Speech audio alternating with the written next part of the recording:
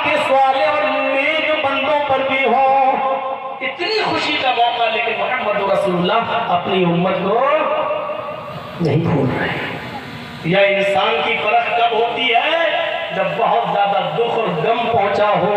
जब बहुत ज्यादा दुख और गम पहुंचता है, फिर देखा जाता कि कौन मेरे साथ है। इमाम कायनात फरमाते हैं, सबसे बड़ा दुख उस दिन होगा, सबसे बड़ा दुख उस दिन होगा जब सूरज सवा नेज़े के मील के फासले पर होगा। 50,000 साल का दिन होगा। मैदान महशर होगी। सूरज की गर्मी से लोगों के जिस्म निचोड़कर पसीना जमीन के ऊपर गिर रहा होगा। लोग अपने पसीने में कोई टखने के बराबर, कोई पिंडली के बराबर, कोई घुटने के बराबर, कोई कमर के बराबर, कोई कांधे के बराबर डुबकियां मार रहा होगा और कोई अपने पसीने में गोते लगा रहा होगा। ऐसे मौके पर जहां इंसान सारे नबियों के पास जाएगा, हमारी सिफारिश हो जाए, हमें कोई बख्शवा दे। हर नबी अपनी अपनी खता और अपनी अपनी भूल को याद करेगा। हजरत यूनुस अपनी खता और भूल को याद करेंगे। हजरत आदम अपनी खता और भूल को याद करेंगे। हजरत अय्यूब, जकरिया, यहया सब अपने अपने भूल को याद करेंगे। ऐसे नाजुक मोड़ पर इतना गम का माहौल होगा कि बाप बाप बेटे को और बेटा बाप को नहीं पहचान रहा होगा। यौमा यफिर्रुल मर'उ मिन अखीही व उम्मिही व अबीही व साहिबतिही व बनीही। यौमा यफिर्रुल मर'उ मिन अखीही, इंसान अपने भाई को देखकर भाग रहा होगा। व उम्मिही, बेटा अपनी माँ को देखकर भाग रहा होगा। व अबीही, और बेटा अपने बाप को देखकर भी भाग रहा होगा। व साहिबतिही, शौहर अपनी बीवी को देखकर भाग रहा होगा। व बनीही, बाप अपनी औलाद को देखकर भाग रहा होगा।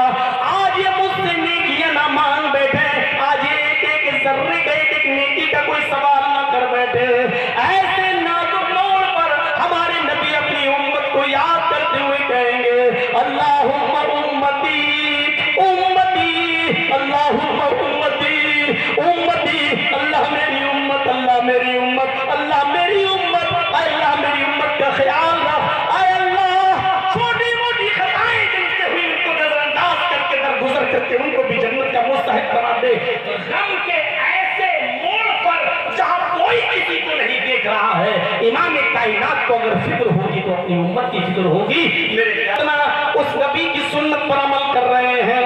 ईमानदारी के साथ फैसला कीजिए, जो तुम्हारे खुशी में तुम्हारे गम में जिसने कभी तुम्हें फरामोश न किया हो। आज बेटे के सर पे सेहरा सज रहा है, अगरचे वो गलत है। तुम शादी के मौके पर अपने बेटे को सजा रहे हो और शादी के लिए उसको दूल्हा बना रहे हो, या अपनी बेटी को दुल्हन बनते हुए देखकर तुम्हें खुशी हो रही है।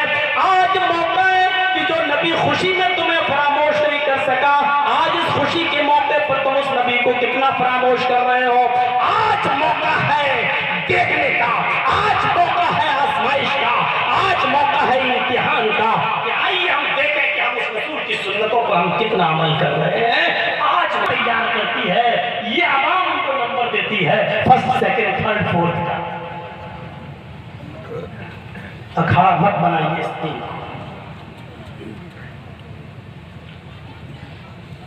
अल्लाह ने कहीं नहीं कहा आबा व अजदाद से मोहब्बत मत करो।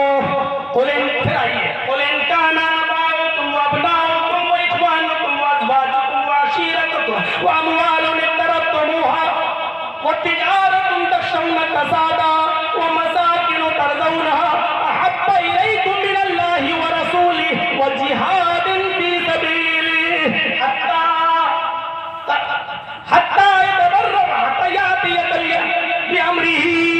अल्लाह रब्बुल आलमीन खुलकर कह रहा है, आए नबी आप ऐलान कर दीजिए, अगर तुम्हारे आबा और अजदाद, तुम्हारी औलादें, तुम्हारे भाई, तुम्हारी बीवियां, तुम्हारे माल, तुम्हारा बिजनेस, तुम्हारी तिजारत, जिसके नुकसान से तुम्हें डर लगा रहता है, और तुम्हारी वो बिल्डिंगें जिसमें तुम रह रहे हो, अगर इनसे तुम्हें ज्यादा मोहब्बत है, ज्यादा होता है ना, घड़ी पर नजर डालें जो सोने की आप पहने, हालांकि हराम नहीं पहन सकता सोना इस्तेमाल। लेकिन मैं एक मिसाल दे रहा हूँ, सोने की घड़ी पर नजर पड़ी और 4 उचक्कों ने आपको पकड़ लिया है, घड़ी उतार साहब नहीं, सोने की घड़ी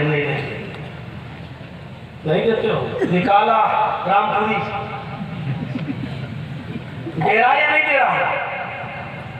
सोन अगर नहीं देता तो हम पूरा हाथ काट डालेंगे। अब यहां 2 चीजें हैं, घड़ी भी प्यारी और हाथ भी प्यारा, लेकिन यहां कुर्बानी देना पड़ रही है किसी एक चीज की। तो अक्लमंद इंसान कौन है? अक्लमंद इंसान वो है जो घड़ी दे दे और हाथ बचा ले, जबकि मोहब्बत घड़ी से भी है और हाथ से भी है। लेकिन आप जानते हैं कि हम जहां मौजूद हैं वहां हम बचेंगे नहीं, या तो घड़ी या फिर हाथ, और हाथ गया तो घड़ी भी जाएगी और हाथ भी जाएगा। इसलिए अक्लमंद इंसान को है जो घड़ी उतार के दे दे और अपना हाथ बचा ले।